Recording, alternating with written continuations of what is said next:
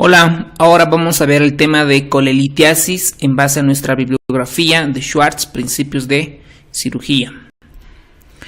Está en el capítulo 32 y vamos a comenzar con un pequeño caso clínico. Se trata de una mujer de 36 años de edad, acude por dolor de tipo cólico.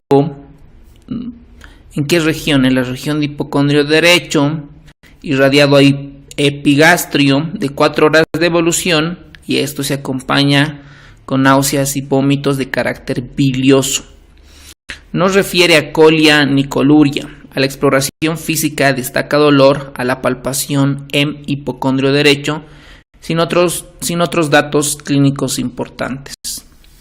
Posteriormente, por un síndrome de dolor abdominal agudo, se administra 2 gramos de metamizol, N-butilbromuro de iosina y 10 miligramos de metoclopramida por las características del dolor. Porque si fuera un dolor ardiente o un dolor atípico, pues también se pudiera añadir algunos inhibidores de la bomba de protones o algunos antihistamínicos. Pero el dolor no cede. Posteriormente se administra 100 miligramos de meperidina y mejora el dolor y se lo diagnostica como un cólico biliar simple. Pasan 48 horas y nuevamente presenta el dolor. Como ustedes verán acá, persiste el dolor a pesar de los analgésicos.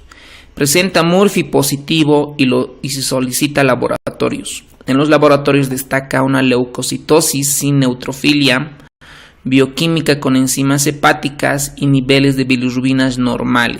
Al parecer, el hígado y todo el conducto biliar están, según el laboratorio, normales. La orina es normal, descartando que no sea una pielonefritis que nos pudiera dar causa de dolor abdominal. El electrocardiograma, sobre todo un infarto agudo de miocardio de cara inferior, pudiéramos simular una patología abdominal. En la radiografía de tórax lo mismo, una neumonía basal derecha u otros procesos pulmonares podrían simular también dolor abdominal. Y se solicita una ecografía de abdomen. En la ecografía de abdomen, como ustedes ven en la imagen, se ve una vesícula muy distendida, con engrosamiento difuso de la pared que alcanza aproximadamente 4 milímetros. Entonces ya nos están dando ahí un dato importante. Además se ve edematoso con doble contorno, como ustedes ven en la imagen. Miren, un contorno y otro contorno. Presenta barro biliar, como ustedes ven en la imagen, y un cálculo aproximadamente de 1 centímetro. Se lo cataloga como colicistitis aguda y se realiza una intervención quirúrgica. Para entender la vesícula biliar, para entender cirugía, lo importante es saber a profundidad la anatomía. Acá vamos a hacer un breve repaso, es un repaso muy superficial, sabiendo que la vesícula biliar tiene una longitud de aproximadamente entre 7 a 10 centímetros de longitud, tiene una capacidad de reservorio de 30 a 50 ml. Su arteria cística proviene de la hepática derecha en la mayor parte de los casos, no siempre. Dentro de los conductos biliares extrahepáticos sabemos que tenemos acá el derecho, el izquierdo, van formando el hepático común, luego viene del cístico formando el colédoco y el colédoco penetra en la segunda porción del duodeno a través del esfínter de Oddi. Hay otros pequeños conductos que pueden drenar directamente del hígado, desde acá hacia la vesícula biliar, llamados los conductos de Luschka. Otros datos importantes es repasar en parte de anatomía, recalcar que el triángulo de Calot está formado por el conducto cístico, por el conducto hepático y por el borde inferior del hígado, ¿no? Esto nos ayuda para identificar ciertas estructuras anatómicas. Dentro de la fisiología y formación de la composición de la bilis es importante entender, porque aquí va a involucrar a la fisiopatología en la formación de cálculos. En el adulto normal se produce entre 500 y 1000 cc de líquido biliar, ¿no? Y esta bilis normalmente se compone de agua, de electrolitos, sales biliares, proteínas, lípidos. Ustedes van a ver que ahorita las sales biliares y los lípidos y pigmentos biliares juegan un rol importante en la formación de cálculos, y el 95% de esta bilis se reabsorbe por la circulación enterohepática. Los principales lípidos están en la bilis, que son el colesterol y los fosfolípidos. El color de la bilis es gracias a la presencia del pigmento del glicurónido de bilirrubina, y en el intestino de las bacterias también la convierten esto en urobilinógeno. Ahora vamos a comenzar en el contenido de Schwartz. Ellos comienzan con la prevalencia e incidencia. Para eso tenemos una pregunta donde refiere: una de estas no predispone, o alguien preguntará, no es un factor de riesgo, ¿ok?, para la formación de cálculos en la vesícula biliar. Tenemos la talasemia, la enfermedad de células falciformes, la resección ileal terminal, la enfermedad de Crohn, la anemia plástica. Dentro de la prevalencia e incidencia de casos nuevos y de casos nuevos y antiguos, vemos que las necropsias dentro de la prevalencia se ha identificado de un 11 al 36%, es decir, un poquito más de la cuarta parte tienen o tenemos cálculos biliares. Ahora hay una predisposición, hay factores de riesgo que van a predisponer a la formación de estos cálculos. El libro de Schwartz no nos dice en cuánto de riesgo relativo, qué estudios, etcétera, simplemente nos refiere, describe cómo a la obesidad, al embarazo, factores dietéticos, la enfermedad de Crohn, la resección ileal terminal. Ustedes entenderán el tema de enfermedad inflamatoria intestinal, cuando el Crohn se compromete con ileitis o hay resección ileal terminal, van a la formación de cálculos. La fisiopatología se ha explicado ampliamente.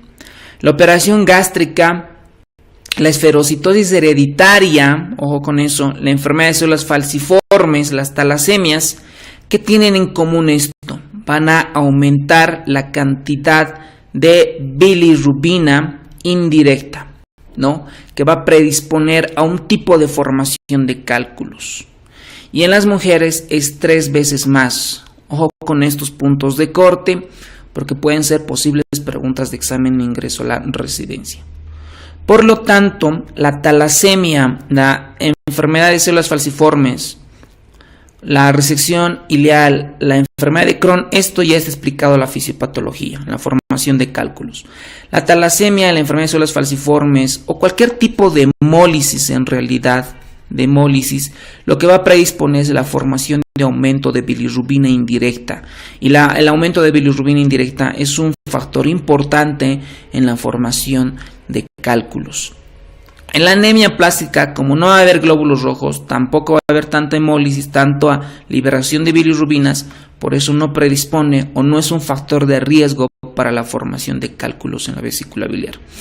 Incluso ustedes van a ver que jóvenes, niños que tengan cálculos, y sobre todo de color pigmento marrón, tienen que sospechar este tipo de enfermedades, ¿vale? Ahora acá nos preguntan, una de estas no es una complicación de una colelitiasis. Dentro de la evolución de los pacientes que en la vesícula biliar presentan cálculos, la mayoría van a estar asintomáticos, ¿no? Este diagnóstico de que tienen cálculos puede ser un diagnóstico incidental porque le han hecho ecografía por otra causa, le hicieron tomografía por otra causa, ¿ok? Y ahí se va a identificar estos cálculos y son asintomáticos. Cuando este cálculo puede impactarse o puede inflamar la pared o puede tener cualquier complicación, no se sabe cuál es el mecanismo de que otros sí van a desarrollar complicación y otros no. Por eso serían unos factores predictivos para la evolución de complicaciones. Todavía eso no está bien entendido en el libro de Schwartz, no lo explica de manera clara, pero sí le dice cuáles son las complicaciones de una colelitiasis. Y dentro de estas está la colicistitis aguda, la la coledocolitiasis con o sin colangitis, la pancreatitis por cálculo biliar, la fístula colecistocoledociana, la fístula colecistoduodenal o la colecistoentérica y el carcinoma biliar. Ojo con esto, el hecho de que una persona tenga cálculos ya es un factor de riesgo importante para carcinoma de vesícula biliar, sobre todo en pacientes si hay antecedentes de esa neoplasia. Ahora, ¿qué pasa esto con la evolución? Casi el 3% de las personas asintomáticas desarrollan síntomas, por ejemplo un cólico biliar, solo el 3%, ¿okay? De cada 100 personas que tienen estos cálculos, solo 3 van a desarrollar cólico biliar. Estos cálculos biliares se complica aproximadamente cada año del 3 al 5% de los sujetos sintomáticos. De estos 3, aparte solo el 3 al 5% se van a complicar, ¿vale? Ahora, 2/3 de estos pacientes en 20 años se van a mantener asintomáticos. Gracias a estos estudios, la colecistectomía laparoscópica profiláctica normalmente no está indicada, ¿ok? Entonces acá en esta pregunta nos dicen, en una de estas no está indicada la colecistectomía laparoscópica. Pacientes diabéticos, pacientes con riesgo de cáncer de vesícula biliar, paciente con vesícula en porcelana, paciente con cálculo biliar asintomático.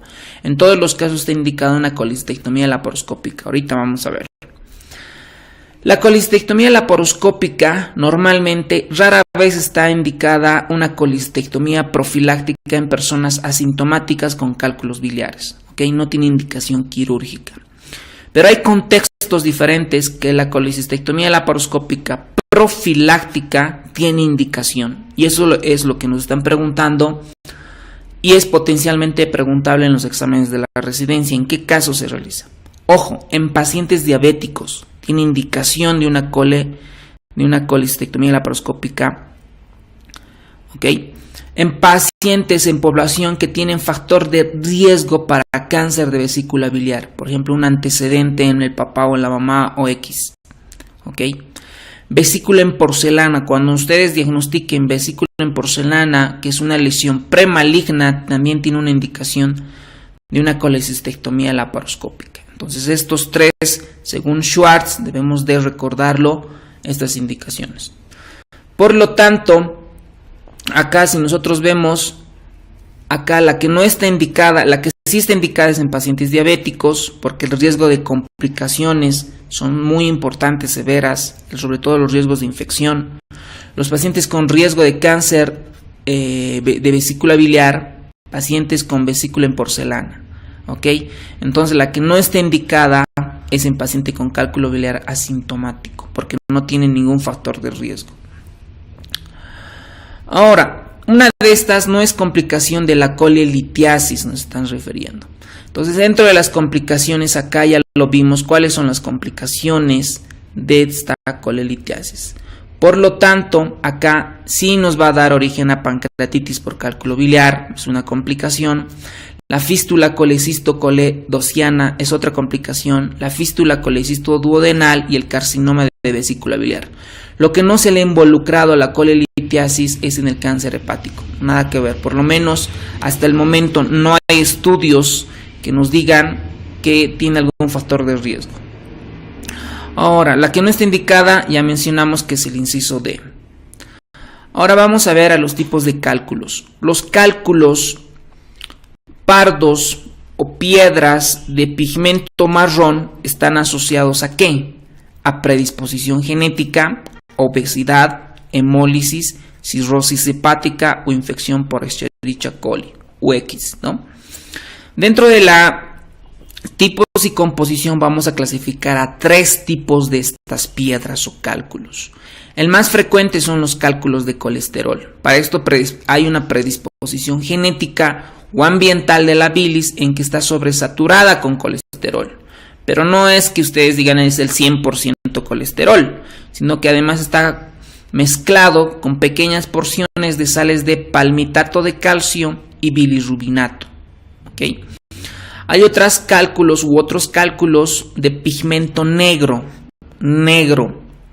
Eso en la fisiopatología se explica porque hay una hemólisis y esto va a dar origen al bilirrubinato de calcio que va a formar este tipo de cálculo. Luego están las piedras de pigmento marrón. Estas piedras de pigmento marrón, en el Schwartz está como pardo, están asociadas a infección bacteriana, principalmente una Escherichia coli, o puede estar a una infección parasitaria. Además, se ha identificado este tipo de cálculos después de una colecistectomía, ¿vale? Por ejemplo, en el conducto biliar, por ejemplo, ¿vale? Por lo tanto, nosotros entramos a la formación de cálculos biliares. Básicamente, acá vamos a ver que se forman por la insolubilidad de estos elementos sólidos, ¿no? El 80% según Schwartz son cálculos biliares de colesterol y un 15 al 20% cálculos de pigmento negro. ¿Ok? Y aquí tenemos un esquema en la formación, en la fisiopatología, cómo se va formando el cálculo. Acá, por ejemplo, hay un aumento en la concentración de la bilirrubina indirecta y se precipita o forman o se juntan con el calcio más la bilirrubina, el carbonato, fosfato y el colesterol, y estos van a predisponer a la formación de cálculos de pigmento negro, ¿no? Acá lo importante es el aumento de la concentración de la bilirrubina indirecta por hemólisis. Dentro de los cálculos del colesterol, puros solamente se van a encontrar en un 10%, es decir, que estén formados solo 100% de colesterol. Pero en un 70% también están asociados otros pigmentos, ¿no? Biliares, calcio y colesterol. Pueden tener un tamaño variable, el color es amarillo, blanquecino, puede estar de verde a negro, es radiotransparente, 10% son radiolúcidos, ojo con esto, y está sobresaturado de bilis con colesterol. En el libro de Schwartz hay un esquema muy interesante donde tienen tres variables: el colesterol, los moles de lecitina y los moles de sales biliares. Y muestran acá una zona pintada que es la zona metaestable sobresaturada. Estos tres componentes son principales en la bilis, que juegan un rol importante en las relaciones molares relativas de sales biliares, lecitina y colesterol. Por ejemplo, en el área marcada se ve como el líquido micelar muestra una gama de concentraciones con la solución micelar clara, que es la fase única, en la que solubiliza por completo el colesterol. Hay otra área sombreada donde esta región corresponde a una zona metaestable, es decir, sobresaturada con colesterol, ¿vale? Y esto predispone a la formación de estos tipos de cálculos de colesterol. Luego están los cálculos de pigmento, que están formados por 20% de colesterol y más presencia de bilirrubinato de calcio. Esto se forma por la sobresaturación de bilirrubinato de calcio, además de otros componentes, pero aquí lo importante es la bilirrubina, ¿ok? La bilirrubina. ¿Por qué se van a formar? Por anemias hemolíticas y por cirrosis, porque ahí la fisiopatología es el aumento de la bilirrubina indirecta. También se ha involucrado a la Escherichia coli porque estas van a producir una enzima denominada la glucorinidasa beta, que va a dar a la formación de bilirrubina no conjugada o indirecta insoluble, y esta va a precipitar con el calcio. De esto va de manera unada, van a juntarse con restos de células muertas bacterianas que van a formar cálculos pardos, ¿ok? O marrones también, como ustedes ven en otro texto, ¿no? Pardos blandos en el árbol biliar. Ojo con eso. Entonces, si nosotros vemos nuestra pregunta, los cálculos pardos o cálculos de pigmento marrón van a estar asociados a infección por Escherichia coli o parasitaria, ¿ok? Por ejemplo, la predisposición genética a la obesidad son factores de riesgo para la formación de cálculos por colesterol. La hemólisis está formado por cálculos de otro color, ¿no? La cirrosis hepática también está involucrada en la formación de cálculos. Ahora acá vamos a ver qué son los senos de Rokitansky-Aschoff. ¿Serán quistes dentro de la vesícula biliar? Puede ser. ¿Serán quistes adenoides en la pared de la vesícula biliar? ¿Serán evaginaciones o invaginaciones de la mucosa de la vesícula biliar? ¿Serán formaciones premalignas o ninguna es correcta? Entonces vamos a entrar al cuadro de la colicistitis crónica. Paciente que tiene dolor, cólicos biliares de manera recurrente, y donde ahí la característica es que 2/3 pueden presentar colicistitis crónica, y el dolor puede aparecer cuando se inflama o se obstruye el conducto cístico. Y en la anatomía patológica podemos ver que la vesícula puede estar normal, o puede haber una inflamación leve de la mucosa, o hay fibrosis transmural, ¿no? Y adherencias cercanas. Por eso ustedes cuando entramos a cirugías vemos la vesícula que puede estar plastronada, dura, inflamada, la pared que puede tener adherencias hacia los órganos adyacentes. Ahora, cuando hay una inflamación crónica, lo que pasa es que la mucosa, esta es la vesícula biliar, la pared de la vesícula biliar, y esta es la mucosa donde a un principio se hipertrofia, ¿no? Hay una hipertrofia. Posteriormente esta mucosa se atrofia, tanto que se atrofia hasta llegando a invaginarse. Miren ustedes cómo se invagina, ¿ok? Como ustedes verán, no penetra las musculares, ¿no? Ven ustedes aquí, hay una evaginación de la mucosa, y estos son los famosos llamados los senos de Aschoff-Rokitansky, ¿vale? Por lo tanto, los senos de Rokitansky-Aschoff, en su nombre, en la pregunta misma está la respuesta, porque son senos, no son nada más que vaginaciones de la mucosa biliar, ¿ok? Y el cuadro clínico, ustedes saben que se caracteriza porque hay dolor que se localiza en epigastrio o en el cuadrante superior derecho, el cual tiene una característica, que este dolor puede durar aproximadamente en promedio entre 30 minutos, se han identificado entre 1 a 5 horas, puede estar asociado a náuseas y vómitos. El 50% están relacionados a comidas colecistoquinéticas, o por supuesto sus diagnósticos diferenciales son la úlcera péptica, el reflujo gastroesofágico, las hernias de pared abdominal, colon irritable, la afección diverticular y el infarto agudo de miocardio, sobre todo en la cara inferior, ¿no? En la cara inferior. Cuando el dolor dura más de 24 horas, probablemente sospechemos una colecistitis aguda. El libro de Schwartz muestra en un cuadro muy importante donde presentan los sitios de dolor más intensos durante un episodio de dolor biliar, por ejemplo, que se ha identificado esto en 107 pacientes. Por ejemplo, las áreas subxifoidea subcostal derecha fueron los más comunes. Ojo con eso, posible pregunta de examen. Subxifoidea subcostal derecha son los más comunes, ¿no? Pero ustedes ven en el punto, por ejemplo, que sitios de irradiación durante el episodio, ¿no? Pueden haber a región interescapular, pacientes, por ejemplo acá las irradiaciones a la parte de fosa lumbar, etcétera, ¿vale? Ahora, dentro del cuadro clínico también hay un contexto que se denomina la hidropesía vesicular. Es nada más cuando el cálculo se impacta dentro del conducto, pero no hay colicistitis, ¿ok?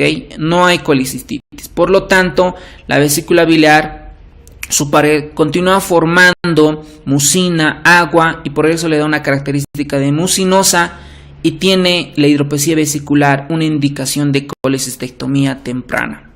El diagnóstico, por supuesto, se realiza con una ecografía abdominal. Ahora, acá nos refieren en qué casos se encuentra la vesícula en fresa. ¿Será en hidropesía vesicular? ¿Será en vesícula de porcelana? ¿Será en vesícula de Rokitansky-Aschoff? ¿En cálculos blancos? ¿O en la colesterolosis? Vamos a entrar a un término que se denomina la colesterolosis, que no es nada más la acumulación del colesterol en macrófagos de la mucosa de la vesícula biliar, ¿no? Ustedes saben, acá está ahí la vesícula biliar en sus macrófagos. Esta pueden ser de forma local o en forma de pólipos, ¿ok?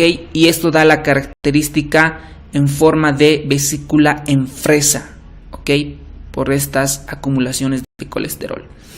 También hay otras formaciones como por ejemplo la adenomiomatosis o la colecistitis glandular proliferante, que dan a la formación de senos epiteliales. Estas dos, ambas, tienen indicación de una colecistectomía.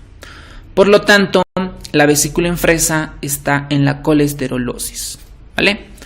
Bueno, dentro del tratamiento, los cálculos biliares sintomáticos, si hay clínica, no se da una colecistectomía, la laparoscopia electiva tiene una indicación, además de evitar grasas, comidas abundantes, en un paciente diabético, y si tiene un cólico biliar clínica, eso es una colecistectomía urgente, porque los diabéticos tienen alto riesgo de complicación.